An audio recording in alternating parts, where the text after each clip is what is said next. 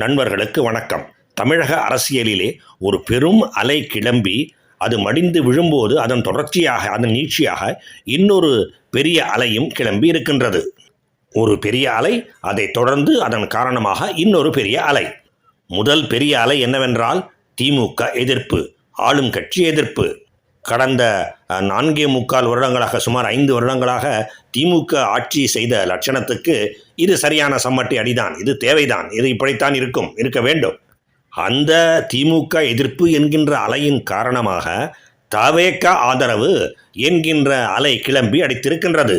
போட்டி போட்ட முதல் தேர்தலிலேயே தவேக 110 இடங்கள் என்கின்ற இடத்தை நோக்கி பயணித்து கொண்டிருக்கின்றது. இது ஒரு மிக மிக வியக்கத்தகுந்த விஷயம். ஏனென்றால் விஜய் அவர்களுக்கு அரசியல் அனுபவம் எதுவும் இல்லை. அவரை சுற்றி இருப்பவர்களிலே பலர் மக்களுக்கு நம்பிக்கை கொடுப்பவர்களாக இல்லை. குறைந்தபட்சம் என்னுடைய பார்வையிலே மிகவும் நம்பிக்கைக்கு, நல்லாட்சி தருவார்கள் என்கின்ற நம்பிக்கைக்கு உகந்தவர்களாக இல்லை. ஆனால் பெரும் அளவிலே மக்கள் ஆதரவை பெற்றிருக்கின்றது அந்த கட்சி. இதை வெறும் சினிமா கவர்ச்சி என்று ஒதுக்கிவிட முடியாது. ஏனென்றால் விஜயகாந்த் செய்ய முடியாததை, கமலஹாசன் செய்ய முடியாததை, மற்றும் ரஜினிகாந்த் அவர்கள் செய்வதற்கு பயந்ததை இப்பொழுது விஜய் அவர்கள் செய்து காட்டியிருக்கின்றார். அரசியல் என்கின்ற நெம்புகோலை சீமானால் அசைக்கக்கூட முடியவில்லை. எனவே திமுக எதிர்ப்பு என்கின்ற ஒரு பேர் அலைதான் விஜய் ஆதரவு என்கின்ற இன்னும் ஒரு பேர் அலையாக மாறியிருக்கின்றது. மற்ற காரணங்களும் இருக்கின்றன, மறுப்பதற்கு இல்லை. விஜயின் ஈர்ப்பு சக்தி, ஈர்ப்பு திறமை, பல வருடங்களாக மக்கள் எதிர்பார்த்து கொண்டிருந்த ஒரு மாற்று, அதாவது 2 கழகங்களுக்குமே, 2 திராவிட கட்சிகளுக்குமே சரியான மாற்று என்கின்ற காரணங்களும் இருக்கின்றன. ஆனால் இவை இரண்டுமே 2ஆம் கட்ட 3ஆம் கட்ட காரணங்கள் தான். முதல் காரணம் திமுக எதிர்ப்பு. திமுக எதை உணர மறுத்தது என்றால், மெயின்லைன் மீடியா, அதாவது சில தொலைக்காட்சி ஊடகங்கள் மற்றும் அச்சு ஊடகங்கள், இவற்றை தன்னுடைய கையிலே வைத்து கொண்டிருப்பதாலேயே, தன்னுடைய கட்டுப்பாட்டிலே வைத்து கொண்டிருப்பதாலேயே மக்களை எப்பொழுதும் ஒரு ஆழ்ந்த பிரமையிலே, மாயையிலே வைத்து கொண்டிருக்க முடியாது. ஏனென்றால் மற்ற ஊடகங்களும் இருக்கின்றன, யூடியூப், ட்விட்டர், இன்ஸ்டாகிராம் போன்றவை. எனவே முன்பு போல அல்லாமல் இப்பொழுது இந்த தமிழகத்திலே நிலவி வருகின்ற மோசமான கலாச்சாரத்தினாலே, குறிப்பாக கஞ்சா கலாச்சாரத்தினாலே நேரடியாக பாதிக்கப்பட்டு இருக்காதவர்கள் கூட அதன் கொடுமையை, அது எவ்வளவு தூரம் பரவி இருக்கின்றது என்ற கொடுமையை உணர்ந்து விட்டார்கள். அதை போலத்தான் பெண்களின் மீது கட்டவிழ்த்து விடப்படுகின்ற பாலியல் வன்முறைகளும். அவர்கள் திமுக காரர்களாக இருந்தால் அவர்கள் மீது எந்த நடவடிக்கையும் கிடையாது. இதெல்லாம் தவிர பெரும் அளவிலே ஊழல் இருக்கவே இருக்கின்றது. சேகர் பாபுவை போல அடிமையாகி போன மந்திரிகள், தன்னுடைய கட்சியை பற்றி பிடிஆர் அவர்களே போட்டுக் கொடுத்தது என்று இவ்வாறு பல காரணங்கள் இருக்கின்றன. இந்த காரணங்களினாலே தான் திமுக எதிர்ப்பு என்கின்ற பேரலை கிளம்பி அது விஜய் ஆதரவு என்கின்ற பேரலையை கிளப்பி இருக்கின்றது. விஜய் அவர்களின் கட்சி சுமார் 110 இடங்களை பெறும் என்று எதிர்பார்க்கின்றேன். ஓரிரு இடங்கள் அதிகமாகவோ குறைவாகவோ இருக்கலாம். ஏனென்றால் வாக்கு எண்ணிக்கை இப்பொழுதும் நடைபெற்று கொண்டிருக்கின்றது, இன்னும் முடியவில்லை. இதை நான் கூறும்பொழுது தேதி 4 மே, நேரம் மதியம் 2:30 மணி. ஆக தவேகாவிற்கு மோஸ்ட் ப்ராபபிளி பெரும்பான்மை கிடைக்கப் போவதில்லை. அப்படியானால் அவர் ஆட்சி அமைக்கப் போவதில்லையா? அப்படி இல்லை, அவர் தான் ஆட்சி அமைப்பார். அதில் எந்த மாறுபட்ட கருத்தும் இல்லை. சில சிறிய கட்சிகளை துணை சேர்த்து கொள்ளலாம். அதிமுகவே தவேகாவுக்கு ஆதரவு அளிக்க வரலாம். அல்லது எடப்பாடியார் மிகவும் முரண்டு பிடிக்கும் பட்சத்தில், அதாவது தான் முதலமைச்சர் என்று முரண்டு பிடிக்கும் பட்சத்திலே அதிமுக உடையலாம் அல்லது தலைமை மாறலாம். என்டிஏ கூட்டணியிலே இருந்து பாமக மற்றும் திமுக கூட்டணியிலே இருந்து காங்கிரஸ் மற்ற கட்சிகள், இவையெல்லாம் தவேகாவுடன் இணைந்து ஆட்சி மலரலாம், புதிய ஆட்சி அமையலாம். தவேக திமுகவுடன் சேர்ந்து விடாது, அதை சேர்த்து கொண்டு விடாது. அதே போலவே பாஜகவை தன்னுடன் சேர்த்து கொள்வதிலும் விஜய் அவர்களுக்கு மிகுந்த தயக்கம் இருக்கும். இந்த இரண்டையும் தவிர எது வேண்டுமானாலும் நடக்கலாம். இப்பொழுது ஒரு முக்கியமான கேள்விக்கு பதில் சொல்லிவிடுகின்றேன். முதல் அலை, பேர் அலை, திமுக எதிர்ப்பு என்றால், அப்படிப்பட்ட அலை என்றால் அது அதிமுக அலையாக ஏன் மாறவில்லை? ஏன் தவேக அலையாக மாறியிருக்கின்றது? இதற்கு முந்தைய காணொளியிலே கூறியிருப்பதைப் போல இதற்கு முழு முதற் காரணம் எடப்பாடியார் அவர்கள்தான்.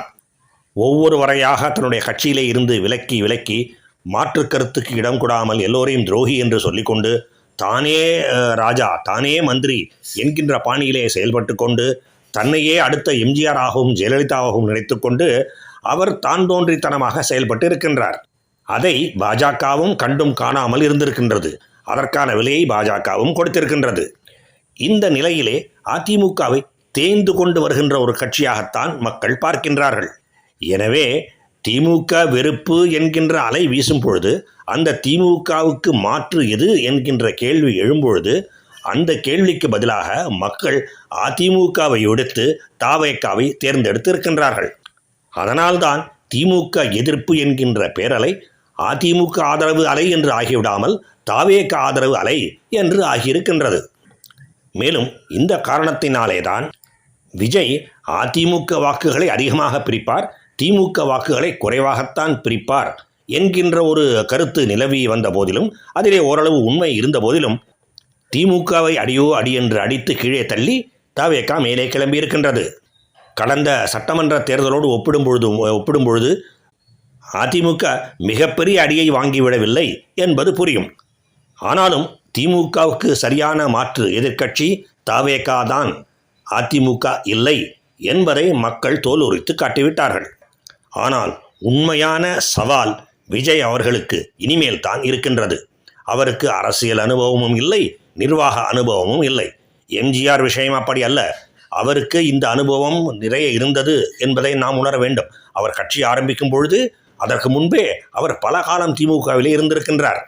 அந்த ஒரு பெரிய வித்தியாசம் இருக்கத்தான் செய்கின்றது. அதை நாம் மறந்துவிடக்கூடாது. இதை தவிர விஜயை வேண்டுமென்றே தவறாக வழி நடத்துபவர்களும் பலர் இருப்பார்கள். தங்களின் சுய லாபத்துக்காக அவரை தங்கள் பக்கம் இழுப்பவர்களும் பலர் இருப்பார்கள்.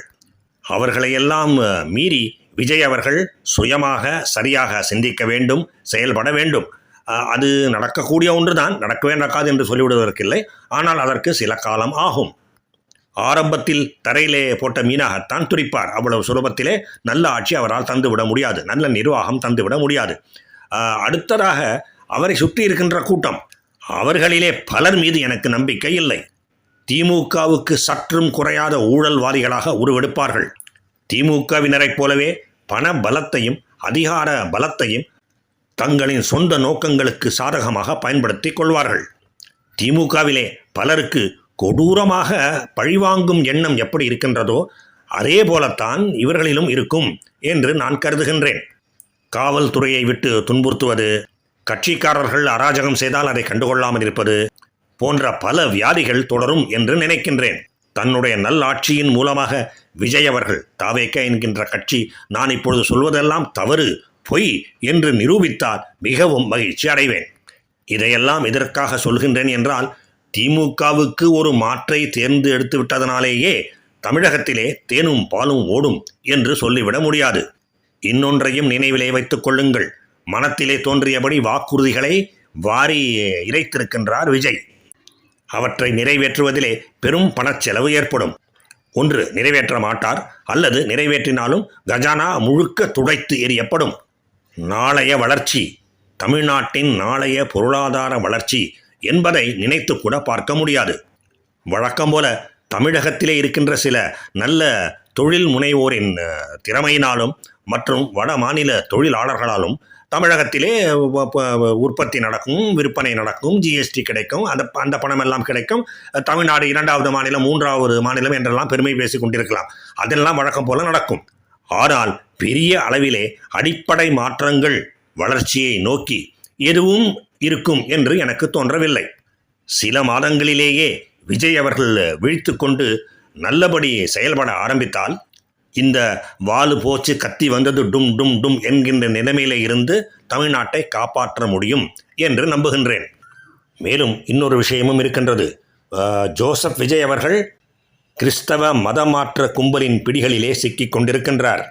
அவர்கள்தான் உண்மையான ஆட்சியாளர்கள், விஜய் அவர்கள் வெறும் ப்ராக்சி மட்டுமே என்கின்ற ஒரு கருத்து நிலவிக் கொண்டிருக்கின்றது. அதையும், அப்படிப்பட்ட ஒரு கருத்தையும் தவறு என்று நிரூபிக்க வேண்டிய கட்டாயத்தில் இருக்கின்றார் விஜய். கட்டாய மத மாற்றம் மற்றும் ஆசைகள் கூறி செய்யப்படுகின்ற மத மாற்றங்கள் இவையெல்லாம் சிறிதும் நடைபெறாதபடி அவர் தமிழ்நாட்டை காக்க வேண்டும். இல்லை என்றால் அவர் மீது சுமத்தப்படுகின்ற இந்த குற்றச்சாட்டு மெய்ப்பிக்கப்படும். மொத்தத்திலே தலைக்குப்புற விழுந்தவர் ஸ்டாலின், வழுக்கி விழுந்தவர் எடப்பாடியார், நிமிர்ந்து நிற்பவர் விஜய். இனி வருங்காலம் எப்படி இருக்கப் போகின்றது என்பதை பொறுத்திருந்து பார்ப்போம்.